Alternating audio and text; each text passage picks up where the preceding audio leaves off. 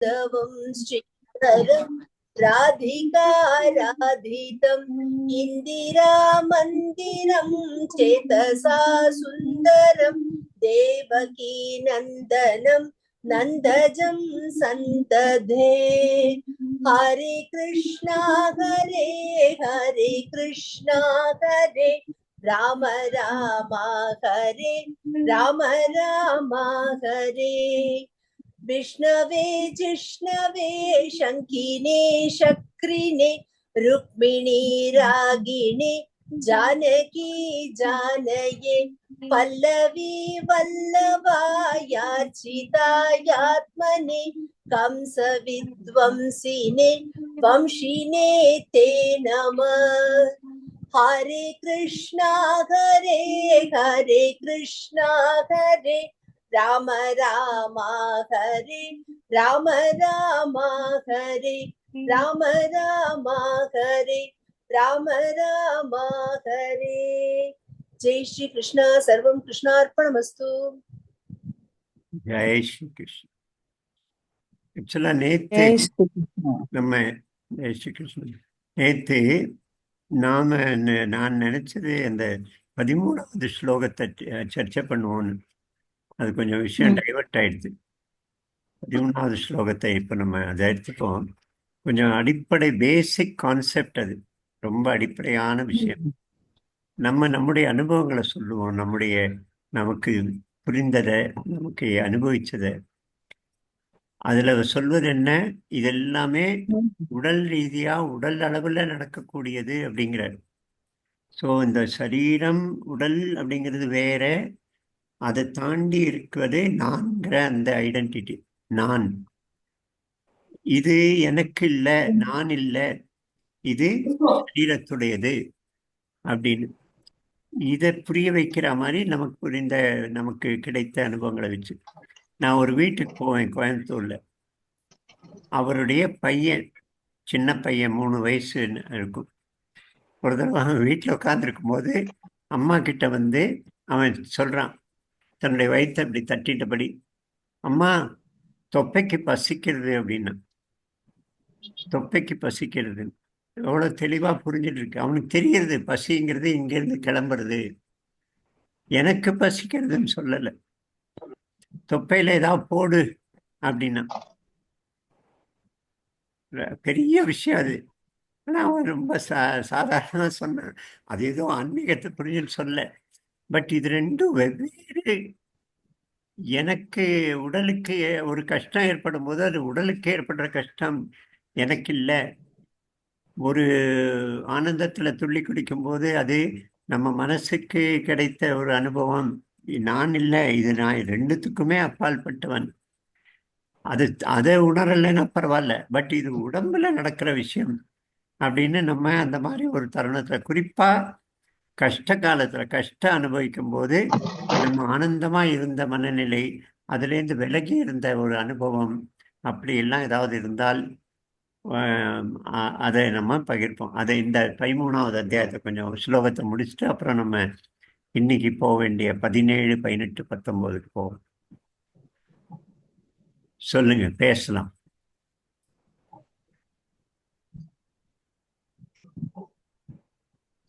அனுபவம் யாருக்குமே இல்ல போல இருக்கு, எல்லாருக்கும் இருக்கு. நான் சொன்னப்புறம் பச்சை மிளகாய் கிடைக்கிற மாதிரி அப்படிமே ஐயோ அப்படின்னு. வீட்டுல கல்யாணம் நடக்கிறது, நம்ம இங்க இருக்கிறாவ அவருடைய பொண்ணு கல்யாணத்துக்கு போனேன். அந்த கல்யாணத்துல வந்து அதுக்கு முன்னால 15 நாள்ல இருந்து ஹெக்டிக்கா இருக்கும்.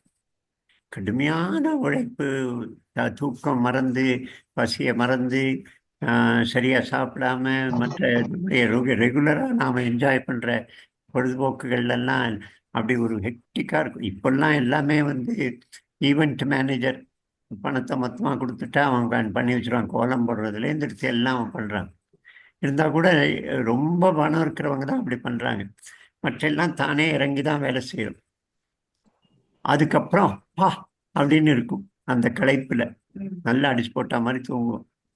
அப்போ போய் கேட்டா எப்படி இருக்கு, களைப்பாக தான் இருக்கு, ரொம்ப கைகால் வலி இருக்கு அப்படின்னு சொல்லுவோம். ஆனால் நீ எப்படி இருக்க?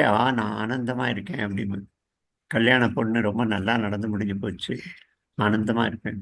எப்படியா உன் உடம்பு வலிக்கிறது, கால் வலிக்கிறது, ஆனா நீ எப்படி ஆனந்தமா இருக்க முடியும்? அப்ப நீ வேற அது வேற தானே. அந்த மாதிரி எது வேணா நீங்க நம்ம லெவல்ல நீங்க உங்களுக்கு அனுபவமானது புரிந்தது நீங்க சொல்லுங்க, யார் வேணா சொல்லலாம். அவர் ஆனந்தமா இருக்கிறது அப்படின்னு சொன்னது காரணம் கூட அவர் உடம்பு வேற அது வேற நினைச்சதுனால இல்ல, அவர் மனசு ஆனந்தமா இருக்கிறதுனால மனசை தான் நினைச்சிட்டு இருக்காரு. கரெக்ட், அது உண்மை. அவர் இன்னும் ஆன்மா வரைக்கும் வரல, நான் அதையும் சொன்னேன்ல. அவரு உடம்பை தாண்டி வந்திருக்காருல்ல, அது ஒரு ஸ்டெப் ஃபார்வர்டு தானே.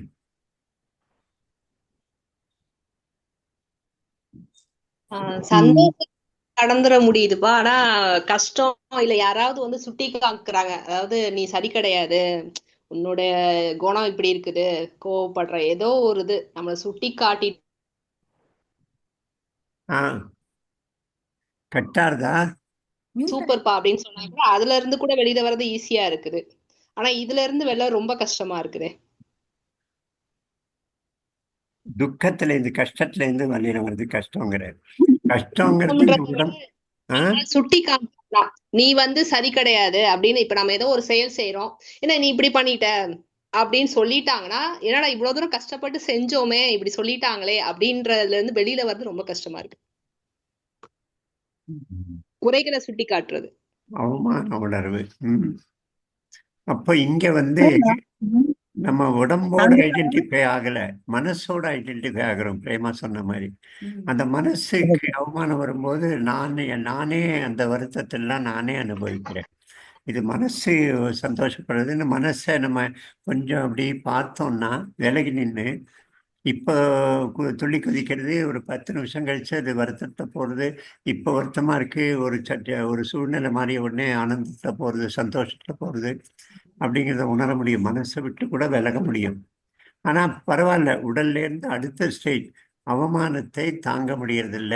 எனக்கு ஏற்பட்ட அவமானம்னு நாம் நினைக்கிறோம். அது உண்மைதான், பட் அதை தாண்டணும்.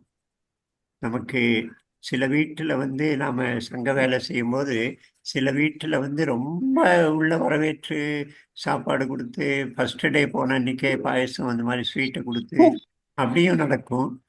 சில இடத்துல நம்ம வந்த உடனே ஆர்எஸ்எஸ்ஸா அப்படின்னு படார்னு கதவை சாத்துவாங்க மூஞ்சியில், அதுவும் நடக்கும். அது வேணும்னா இதுவும் வேணும், இது வேண்டான்னா அதுவும் வேண்டாம்.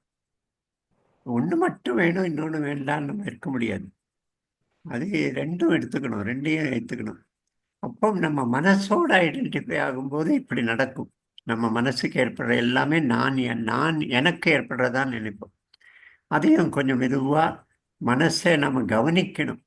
அப்போ வெளியில நின்று தான் கவனிக்க முடியும். வெளியில நிற்கும் போதே நாம் வந்து மனசு வேற நான் வேறங்கிற எண்ணம் வருது. ஆனால் அதுக்கு அடுத்தபடி இருக்கு, அறிவு ரீதியாக அதை நம்ம ஆராய்வோம்.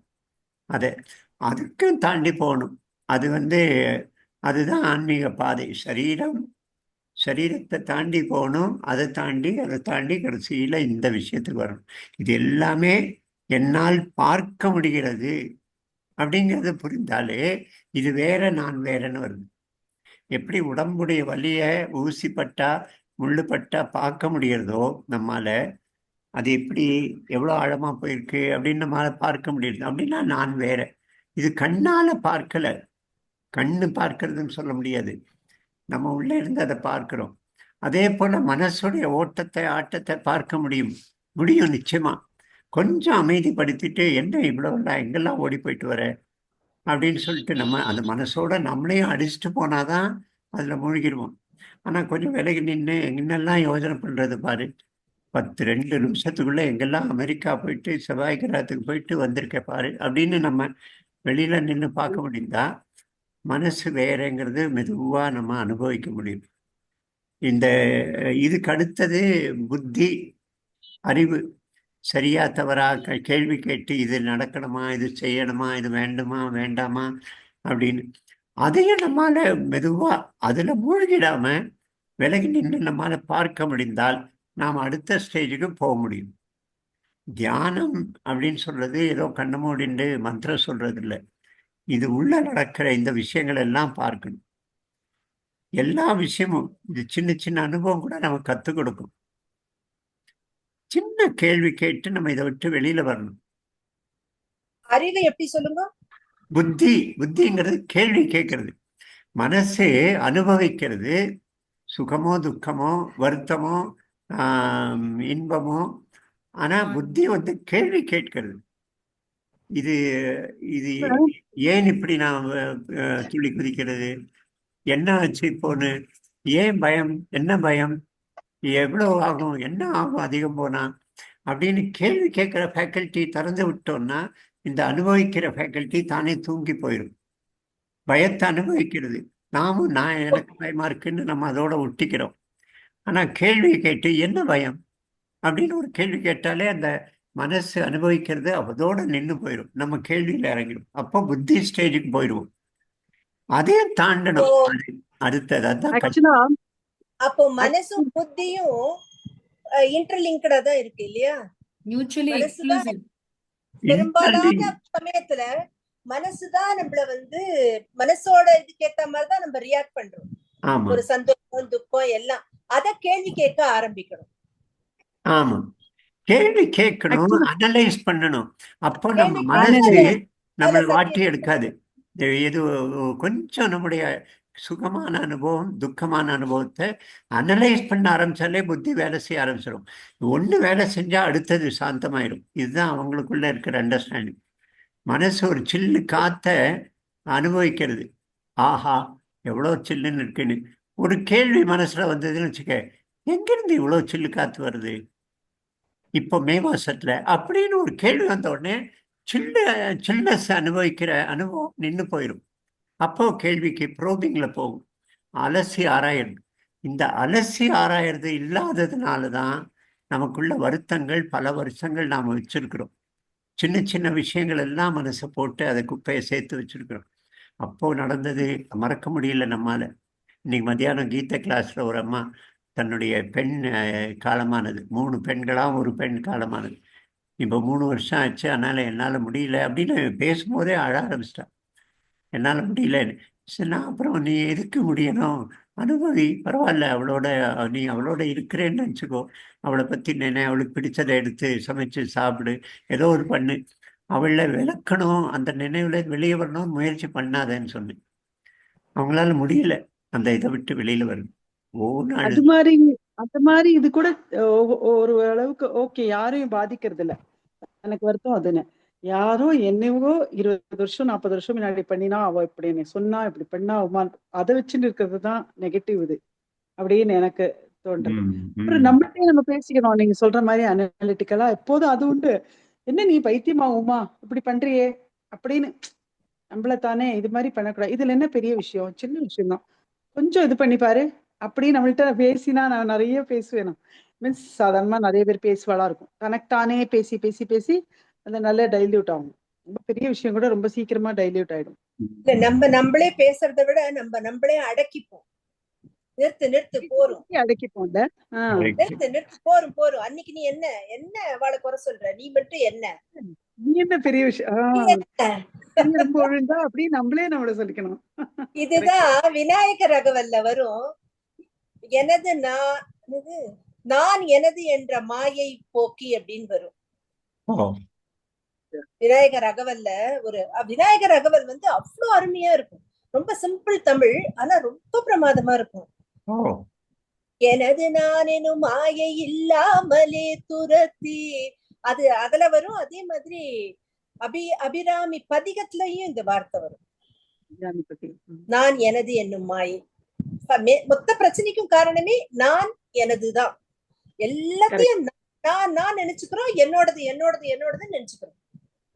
அது ரெண்டுல இருந்து வெளியே வரத்துக்கு மட்டும்தான் நம்ம அனலைஸ் பண்ணணும். இந்த 3 ஸ்டேஜ்ல இருக்கிறவங்களையும் பார்க்கலாம். நம்ம உடம்பு தான் தன்னோட உடம்போட மொத்தமா ஐடென்டிஃபை ஆகி உடம்புல இருக்கிற சின்ன சின்ன சின்ன சின்ன விஷயங்களை கூட கவனிச்சு அதுக்கு பயந்து அதை சரி பண்ணணும்னு முயற்சி பண்ணி அதில் வேதனைப்பட்டு அப்படின்னு டோட்டல் ஐடென்டிஃபிகேஷன் வித் உடம்பை தாண்டி அவங்களால மேலே எழுந்து வர முடியறதில்லை. அதனால உடம்புக்கு செல்லம் கொடுத்து அதுக்கு கஷ்டம் கொடுக்கக்கூடாதுன்னு பார்த்து அதுக்குன்னு இல்லை எனக்கு அப்படின்னு நினைக்கிறோம். என்னால் முடியாது எனக்கு இதுன்னு முடிவு பண்ணிடுறோம். அவ்வளோ ஐடென்டிஃபிகேஷன். சிலர் அதை தாண்டி மனசளவில் வந்துடுறாங்க, உண்மைதான்.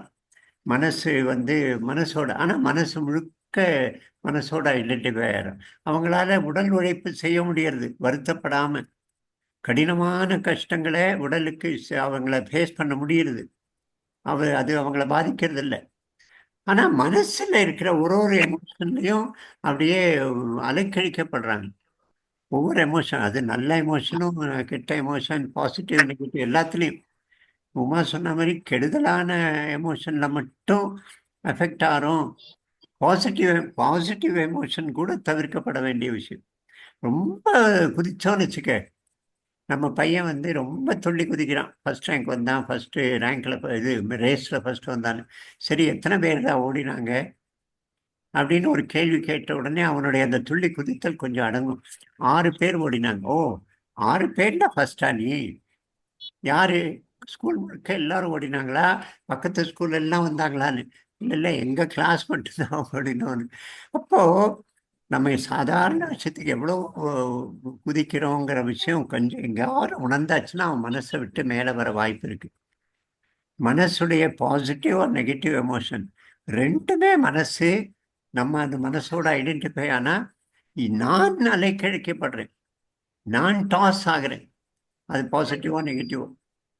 அப்புறம் ஆடி ஓடி அலைந்து அதுக்கப்புறம் உட்காந்து ஓய்ந்து உட்காரும்போது என்னத்துக்கு இவ்வளோ நம்ம கொண்டாடினோன்னு. நமக்கு பிக்ஷாண்டார் கோயிலில் நான் ஒரு ஃப்ளாட்டில் இருந்தேன். எய்த்தாப்பில் ஃப்ளாட்டில் ஒரு ஆள் இருந்தார், சீனிவாசனோ நம்ம பேர் அவருக்கு. அவர் ஒரு வருஷமாக அந்த என்னமோ ஒன்று நடக்குமே, அமிதாப் பச்சன் நடத்துவான்ல, நீயும் கோடீஸ்வரன் ஆயிடுன்னு. அது தமிழ்ல அவன் தமிழ்ல ஒரு ஆளு நடத்திட்டு இருந்தான், சினிமா நடிகன். அவன் நடத்தும் போது இவர் டெய்லி போன் பண்ணுவாராம். ஒரு வருஷமா ட்ரை பண்றாராம். அது அன்னைக்கு ஒரு நாள் கிடைச்சிட்டான் போனு.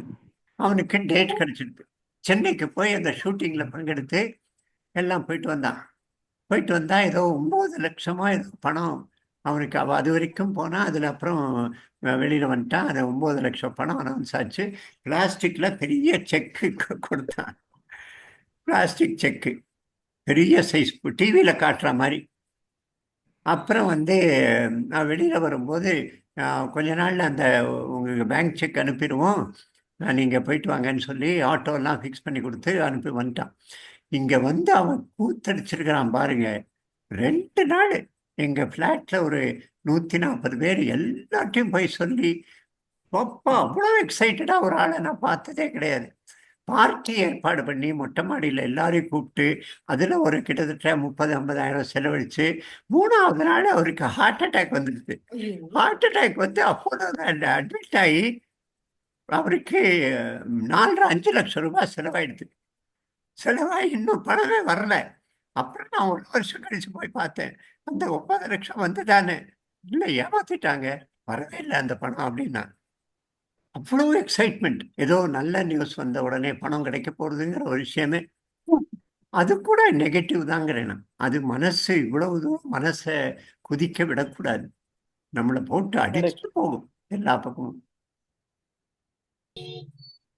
ஆம், அதுதான் ஜாஸ்தி டேஞ்சர். ரொம்ப சந்தோஷத்தோட நம்ம உடம்பு முடியறதோ இல்லையோ, மனசு நம்ம ஸ்ட்ராங்கா அது ஃபோக்கஸ் எல்லாம் ஒரு இது சின்ன விஷயம். நாங்க கோவால இருக்கச்சு ஒரு 15-20 கிலோமீட்டர் நடந்து போனோம். எல்லாரும் 3-4 பேரும் சேர்ந்து போலாம். அங்க போயிட்டு பஸ்ல திரும்பி வரணும்னு. ஸோ மனசுல உடம்பால நம்ம 20 கிலோமீட்டர் நடக்கணுமா தோணித்து. அதனால அது போனோம். மைண்ட்ல போறச்சு அது மட்டும் போயாச்சு. அப்ப இவர் சொன்னார், இன்னும் ஒரு 2 கிலோமீட்டர் போனேன்னா அங்கேருந்து நம்ம ஏதோ அங்க ஹோட்டல் இருக்கு, அங்க சாப்பிட்டுட்டு அப்புறம் பஸ்ல வரலான்னு. ஆனா அந்த இடம் போன மட்டும் உனக்கு உடம்புல இவ்வளவு சிரமம் அதெல்லாம் ஒண்ணும் தெரியல. அங்க போய் இறங்கியாச்சு. அங்க போன அப்புறம் இன்னொரு 1 கிலோமீட்டர் 2 கிலோமீட்டர் போனோம்னா அப்போ கொஞ்சம் கூட உடம்பு முடியல. அப்ப மனசு வீக்கா போயிடுது. இந்த 20 கிலோமீட்டர் நடந்தது இன்னும் 21-22 இன்னும் மனசுக்கு இல்ல 20 கிலோமீட்டர் வரைக்கும் நடக்கணும் அப்படின்னு அது டியூன் ஆயிருக்கு. அதை தாண்டி ஒண்ணு வரும்போது அதோட முடிஞ்சது அதோட கெப்பாசிட்டி. நான் சின்ன வயசுல அது நிறைய அது எனக்கு அடிப்படும் நெத்தியிலெல்லாம் ரத்தம் காயம் வரும். ரத்தம் காயம் பல்லு ஒரு தடவை உடைஞ்சது முன்னுக்கல் சைக்கிள்ல இருந்து வரும்போது சைக்கிள் நுரிஞ்சு எனக்கே ஆச்சரியமா இருக்கு. நான் வந்து பயந்து கால் நடுங்கி கை நடுங்கிலாம் ஆனதே இல்லை. எங்க அடிபட்டிருக்கு தொட்டு பார்த்து ஓ பல்லு போச்சு ரெண்டும் அப்படி தொங்குறது உள்ள இருக்கிற பல்பை வச்சு. அதுலேருந்து சைக்கிளில் இழுத்துன்னு வந்து ஒரு 1.5-2 கிலோமீட்டர் வீட்டுக்கு வந்து காய்கறி எல்லாம் திரும்ப ரோட்ல விழுந்தெல்லாம் பொறுக்கி போட்டு எடுத்துன்னு வந்து வீட்டில் இந்த மாதிரி அடிபட்டு வந்தால் எல்லாரும் போத்து ஓன்னு அழுவாங்க. சரி எனக்கு அடிபட்டிருக்கு இவெல்லாம் எதுக்கு எழுறான்னு எனக்கு கேள்வி வரும். எனக்கு நினைச்சாலே ஆச்சரியம். அப்படியா? உனக்கு ஞாபகம் இருக்கா? நம்ம பின்னாடி பார்க்கல நான் நீ ஒரு நாள் ஒரு சண்டே அன்னைக்கு காத்தால விளையாட போனோம். ஆமா. அந்த டபுள் பார்ல நீ இப்படி ஆமா. ஃபுல்லா அப்படி சுத்தற கையை பிடிச்சுட்ட ஆமா. அப்படி நீ சுத்தரிச்சு இப்படி இப்படி மூஞ்சில விழுந்துட்ட. ஏற்கனவே சொன்னீங்க. மூக்குல வாயில எல்லாம் அடிட்டீங்க. ரத்தம் பட்டுறத நான் இதுன்னு வரேன், நீ வந்து அப்படியே வர வீட்டுக்கு வந்தா அம்மா ஏண்டி அவனுக்கு அடிபட்டிருக்கா நீ என்ன ஏறனா? எங்க அம்மா என்ன மாதிரிதான் நீ என்ன இல்ல கல் மனசுதான். ஆமா இந்த மாதிரி மனசு இல்ல மனசுதான். நேரத்துல அந்த ரத்தம் பார்த்தா நமக்கு ஒரு பதட்டம். அப்போ அந்த நேரத்துல நம்மால கேள்வி கேட்க முடியணுங்கிற புத்திக்கு வேலை கொடுக்கணும். என்ன ஆயிடுச்சுன்னு இது பண்றோம் அப்படின்னு ஒரு சின்ன ஒரு இது பண்ணா மெதுவா நம்ம அந்த வலி வேதனை கஷ்டம் அப்புறம் வாழ்க்கை முழுக்க அப்பப்பா நான் எவ்வளவு கஷ்டப்பட்டேன் அப்பப்பா யாருமே அவ்வளவு கஷ்டப்பட்டேன் அப்படின்னு அந்த கஷ்டத்தை திரும்ப திரும்ப அனுபவிக்கிறோம். அதுக்கப்புறம் 20 வருஷம் கழிச்சு கூட இது கேள்வி கேட்டாலே போதும் அதோட நின்று போயிடும் அந்த வலி வேதனையோட அனுபவம். இதுதான் நாம உடம்பு இல்லை அப்படிங்கிறது நமக்குள்ள எஸ்டாப்ளிஷ் பண்றதுக்கு ஒரு சின்ன சிஸ்டம். நீங்க உங்க அனுபவங்களை சொல்லுங்க ராமசாமி. உடல் இல்லைன்றதுக்கு நீங்க ஒரு 2 எக்ஸாம்பிள் சொல்லியிருக்கீங்கன்னா அது ரொம்ப அனுபவமா இருக்கும். நான் வந்து இந்த கௌமாரம் யவ்வனம் ஜரா அதுக்கு வந்து எக்ஸாம்பிளுக்கு நம்மளோட போட்டோவே எடுத்துட்டு சின்ன வயசு போட்டோ குழந்தையா இருந்தப்ப அப்புறம் ஒரு ஸ்கூல் போட்டோ அப்புறம் பெரிய போட்டோ இதெல்லாம் எடுத்து வச்சு எதை கேட்டாலும் இதுனா அப்படின்னு. ஆனா கம்ப்ளீட் அந்த மொத்த செல்லுமே மாறி இருக்கும்னு நினைக்கிறேன் உடம்புல. ஆனா ஐடென்டிபிகேஷன் மட்டும் இது ஒரு அந்த ஒரு எக்ஸாம்பிள் இந்த உடல் விட்டு தள்ளி பாக்குறதுக்கு ஒரு எக்ஸாம்பிளா இருந்துச்சு. இன்னொன்னு என்ன சொல்லுவீங்கன்னா நீங்க இந்த இருட்டுல நான் வந்து இருட்டா இருக்கு எதுவுமே தெரியல நான் எங்க இருக்கேன்னு தெரியல வேற யாரெல்லாம் ஒரு அடையாளமே தெரிய மாட்டேங்குது. ஆனா அந்த நேரத்துல கூட நான் இங்க இருக்கேன் அப்படின்றது பளிச்சுன்னு எனக்கு தெரியும் அப்படின்னு சொல்லி எக்ஸாம்பிள் சொல்லியிருக்கீங்க. இது ரெண்டும் ஒரு நல்ல எக்ஸாம்பிள் இந்த உடல் நான் இல்ல அப்படின்றதுக்கு. திருப்பதி போயிட்டு வரதே அனுபவம் இல்லப்பா. இருக்கட்டும், திருப்பதிக்கு போயிட்டு வச்சு கூட உடம்பு நல்லா 2 செகண்ட் தான் பெருமாளையே பார்ப்போம். இந்த கூட்டத்துல நின்று தள்ளுறச்சு எப்படி கோவமா வரும் எல்லார் மேலயும். இப்படி எல்லாம் வந்து பெருமாளை பார்க்கணுமான்னு கூட தோணும் ஒரு நிமிஷம். ஆனா வெளியில வந்தப்ப ரொம்ப திருப்தியா இருக்கும். அத மாதிரி மாறிடுறது. உடம்பு கை கால்லாம் பிச்சு போயிடும். நின்று அந்த கியூல எல்லாம் அந்த கேஜ்ல உட்காந்து வேர்த்து கிருஷ்ணா இப்படியா அப்படின்னு தோணும். அப்புறம் ஆனா நிஜமா ரொம்ப திருப்தியா இருக்கும் அந்த 2 செகண்ட் பெருமாளை பார்த்தாலும். கரெக்ட். அந்த உடல் வலி இருக்கு. நான் வந்து எத்தியோப்பியாவுடைய ஒரு ரன்னர் மேரத்தான்ல ஃபர்ஸ்ட் வந்தான். டிவி உடனே போறது, டிவி எல்லாம் கேமரா எடுத்துன்னு போறான். அப்படி ஃபீல் 42 கிலோமீட்டர் ஓடி இருக்கான். ஃபர்ஸ்ட் வந்தான் gold medal. Oh I am on the top of the cloud 9 அப்படின்னா டாப் ஆஃப் த வேர்ல்டு அப்படின்னா. உன் கால் எப்படி இருக்குன்னா இட் இஸ் பெயினிங் அப்படின்னா. ஏண்டா கால் வலிக்கிறது ஆனா நீ டாப் ஆஃப் த வேர்ல்டா? அப்ப இது அந்த இன்டர்வியூ எனக்கு ரொம்ப ஞாபகம் இருக்கு. இந்த தூர்தர்ஷன்ல எப்போ ரொம்ப வருஷம் முன்னால. இதுதான் நமக்கு எல்லாருக்கும் இந்த அனுபவம் கிடைக்கும். நீங்க சொல்ல உங்களுக்கு ஞாபகம் இல்லை சொல்லுங்க கொஞ்சம். உடல் இல்லை, நான் உடலுக்கு கஷ்டம் ஆனா நான் ஹாப்பி. நித்திய அனுபவம் வந்து தூக்கம். அடுத்த நாள் எழுந்துக்கிறோம், நல்ல இதாயிருக்கும், தூங்கிட்டோம், ஆனா நம்ம so fresh, we are so fresh and we feel absolutely on top of the world, everyday experience அது. ஸோ ஆனா நம்ம இப்போ எங்க இருக்கோம் அப்படிங்கிறது obviously we have slipped off. Now we have no idea about what உடம்பு else. இல்ல, மனசு இல்ல, அறிவும் இல்ல, அறிவும் ஆனா இல்லை, நம்ம ஹாப்பியா எழுந்திருக்கிறோம். ஆனா இருக்கும், எழுந்துக்கச்சே ரிஃப்ரெஷ்டா இருக்கு ஒண்ணு. Very good. ரெண்டாவது, I want to tell you, இது நீங்களே இப்போ முன்னாடி 2-3 கிளாஸ்ல முன்னாடியும் அதை பத்தி சொன்னேன். அதான் எனக்கு ரொம்ப உடம்பு நான் இல்லைங்கிறத ஒரு ஒரு பட்டவர்த்தனமா ஒரு தெரிஞ்ச ஒரு விஷயம் வந்து when my father passed away. அப்ப அது எங்க அண்ணாவே, நாங்க மெட்ராஸ்ல இருந்து ஒன்னா வந்துட்டு இருக்கோம். அவன் வந்து பாடியை வச்சிருப்பாளா அப்படின்னா, எனக்கு என்னடா அது பாடியை வச்சிருப்பாளா, இது என்ன இப்படி சொல்றானே அப்படின்னு. ஏன்னா அது அப்பா போயிட்டார் அங்க, வார்த்தை இல்ல சொல்றேன், அந்த வார்த்தையிலேயே அப்பா போயிட்டாருங்கிற.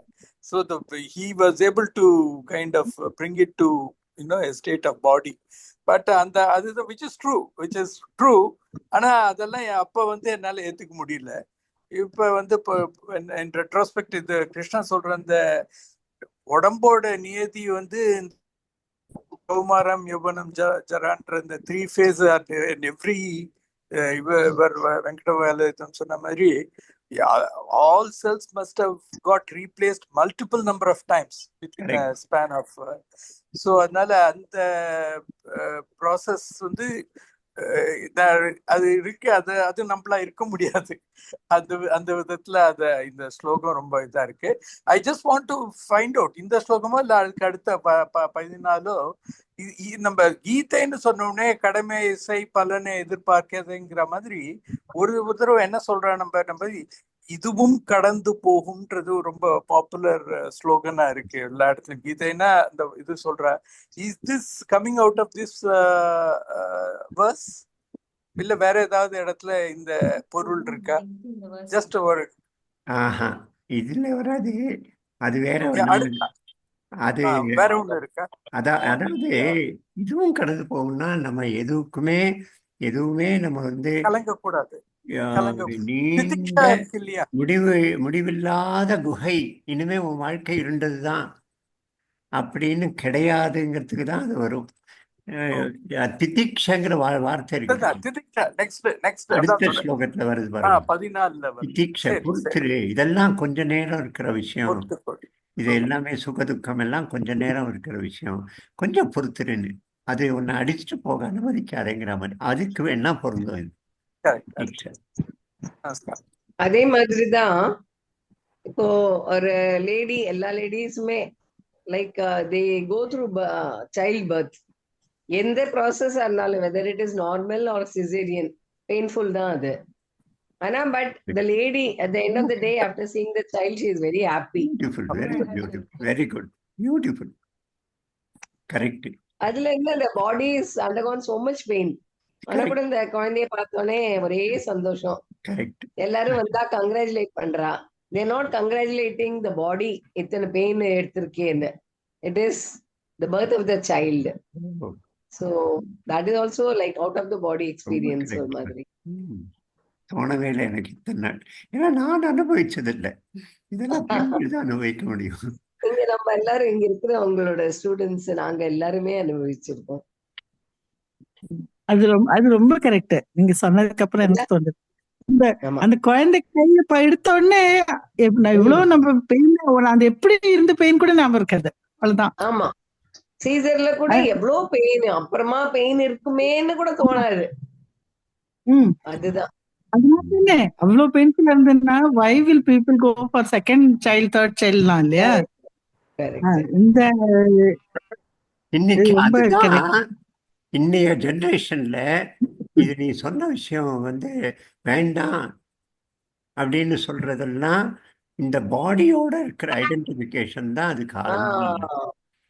ரொம்ப அதிகமான நான் வந்து குழந்தை பெற்றுக்க மாட்டேன், நான் அடாப்ட் பண்ணிக்கலாம், வேற குழந்தை என்ன வாடகை பெண் கர்ப்பத்தை பெற்றுக்கலாம், இந்த பாடி குழந்தைகள் பிரத்தியும் அவளோட அந்த அட்டாச்மெண்ட் இஸ் ஒன்லி ஷாலோ. இப்போ எங்க அம்மாவெல்லாம் எங்களுக்கு பண்ணினோட நாங்க எங்க குழந்தைகள் குறைச்சுதான் பண்ணிருக்கோம். இந்த காலத்துல இனிமே மேடு பார்த்துப்போ, மேடு சாப்பாடு போடுவோம், எல்லாம் அப்படி ஆயிடுச்சு. இப்ப நீங்க அந்த சொன்னீங்க பாருங்க, ஷேலோனஸ் அந்த அட்டாச்மெண்ட், அந்த ரொம்ப நான் வருது. என்னுடைய ஃபிளஷ் அண்ட் பிளட்ல உருவானது. அதை நம்ம எஸ், அனுபவிக்கிறோம் ஒவ்வொரு கணமும். ஆமா. அதுதான் அந்த அம்மாவுக்கு இருக்கிற அட்டாச்மெண்ட்டு. அப்பா கூட சீக்கிரமா விலகிட முடியும் குழந்தைகிட்ட இருந்து. ஆமா. அம்மாவுக்கு இருக்கிற குழந்தைகளும் அம்மாவை மறக்க முடியாது, அம்மாவும் குழந்தைகளை மறக்க முடியாது. சலோ இப்பவும் ready. நீங்க எல்லாம் ராஜமாமிய பத்தி பேசுறச்சு ரொம்ப சந்தோஷமா இருக்கும். சரி, சொல்லுங்க. எனக்கு சாம்சங் யாரு? SMA ரமேஷா, பாண்டிச்சேரி. ரேவதியா? ஓ,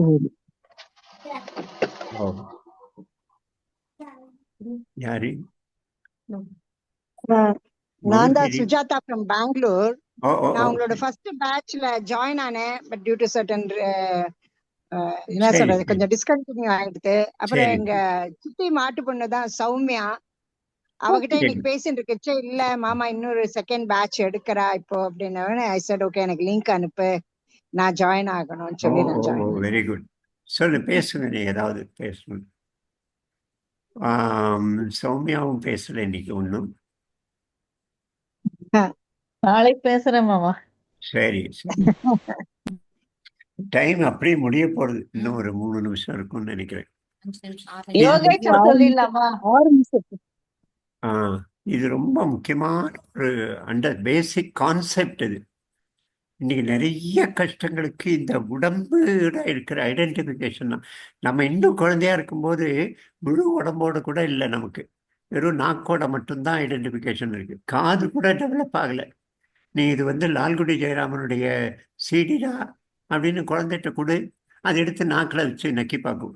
அதை லால்குடி ஜெயராமன் காதால் தான் கேட்கணும். காதால் கூட எக்ஸ்பேன்ஷன் ஆகலை குழந்தைக்கு. வெறும் நாக்கு ஒன்று தான் அதுக்கு. அதுக்கப்புறம் மெதுவாக எக்ஸ்பேன்ஷன் ஆகுது. உடம்பு நான் அப்படிங்கிறதோட வருது. அதுக்கு மேலே நிறைய பேர் அதோட தங்கிடுறோம். உடம்போட இருக்கிற அட்டாச்மெண்ட்டோட தங்கிடும். சிலர் அதை தாண்டி ஓவியர்களா, ஓவியத்தை ரசிக்கிறவங்களா, சங்கீதத்தை ரசிக்கிறவங்களா, கோபப்படுறவங்களா அப்படின்னு எமோஷன் லெவலுக்கு போகிறோம். அதை தாண்டி போகணுங்கிற 3வது அத்தியாயத்தில் வரும் இதை பற்றிய டிஸ்கஷன், நம்ம பேசுவோம் அப்போ. அது மாதிரி நான் இல்லை, இது நான் இல்லை, அந்த கன்விக்ஷன். ஆத்மா புரியலைன்னா பரவாயில்ல, ஆத்மா பரமாத்மாலாம். இது நான் இல்லைங்கிற கன்விக்ஷன் வந்தால் கூட போதும். அப்போ தேவையில்லாமல் இந்த அழகுன்னு சொல்லிட்டு அதில் காம்ப்ளெக்ஸ் வந்து நான் அழகில்லை, நான் இது இல்லை அப்படின்னு இந்த மாதிரி விஷயமே வரவே வராது. எனக்கு கொஞ்சம் சொல்லுங்க. சொல்லுங்க. உடம்புக்கு வலிக்கிறது, மனசுக்கு சந்தோஷமா இருக்குன்றது புரிஞ்சுது. இதுல நான் இல்லை, நான் பாடி இல்லை, நான் மனசுன்றது அது எப்படி லிங்க் ஆகுது? நான் பாடியோட அட்டாச் ஆயிட்டா உடம்புக்கு வலி எல்லாம் எனக்கு வலின்னு நான் நினைப்பேன். அப்போ அந்த குழந்தை சொல்றது பாருங்க, தொப்பைக்கு பசிக்குது தெரியட்டுமே, அதான நான் வெளியில நின்று தானே அனுபவிக்கிறேன். நான் வந்து இதை அனுபவிக்க மாட்டேன். நான் பாடியோட ஐடென்டிஃபை, நான் துடிப்பேன், ஓன்னு புலம்புவேன், அலறுவேன். நான் இது காலில் இந்த இடத்துல வலிக்கிறது அப்படின்னு என்னால் பார்க்க முடிந்தாலே I am separated from the பாடிங்கிறதுக்கு நம்ம அவ்வளோ தூரம் யோஜனை பண்ணுறதில்ல. இந்த வலியை நான் அனுபவிக்கிறேன். இந்த இடத்துல கரெக்டாக டாக்டர்கிட்ட போனால் இந்த இடத்துல வலிக்கிறதுன்னு பின் பாயிண்டாக சொல்ல முடியுதா நம்ம கரெக்டாக இருக்கும்னு அர்த்தம். டாக்டர் என்னமோ பண்ணுறது, என்னவோ என்னன்னு சொல்ல தெரியலன்னா ஐடென்டிஃபிகேஷன் இருக்கு, ஆனால் க்ளவுடிங் இருக்கு, குழப்பம் இருக்கு. ஸோ நீ பாடியோட ஐடென்டிஃபை ஆனவன் வலி வரும்போது துடிப்பான், பதறுவான், அலறுவான், ஓன்னு புலம்புவான். பட் அவனால் சொல்ல தெரியாது என்ன கரெக்டாக என்ன நடக்கிறது. ஏன்னா அவன் வெளியில் நின்று பார்த்தா தான் சொல்ல தெரியும். வெளியில் ஆகலை, அவன் டோட்டலாக பாடியோட இணைஞ்சிருக்கான்.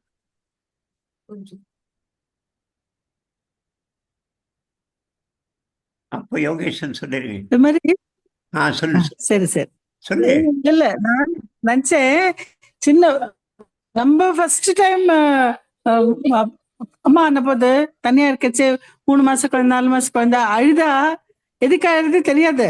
நம்மளும் சேர்ந்து அதுல டென்ஷன் ஆகி ஸ்ட்ரெஸ் ஆகி அழுது எல்லாம் பண்ணுவோம்.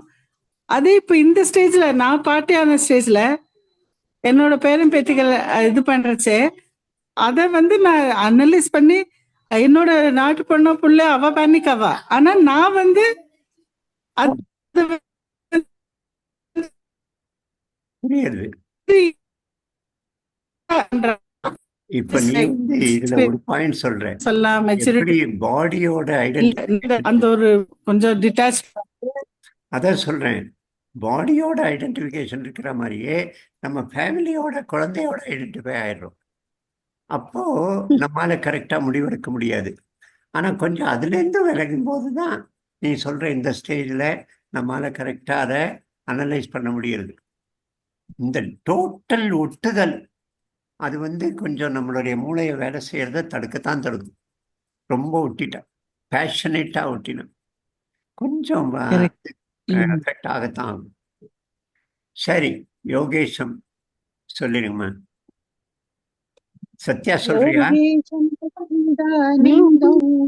வாசுதேவம் ஜெகத்ப்ரியம் தர்ம சம்ஸ்தாபகம் வீரம் கிருஷ்ணம் வந்தே ஜகத்குரு. ஓம் ஸ்ரீ கிருஷ்ணம் வந்தே ஜகத்குரு. ஓம் ஸ்ரீ குருभ्यो நமः. ஹரி ஓம்.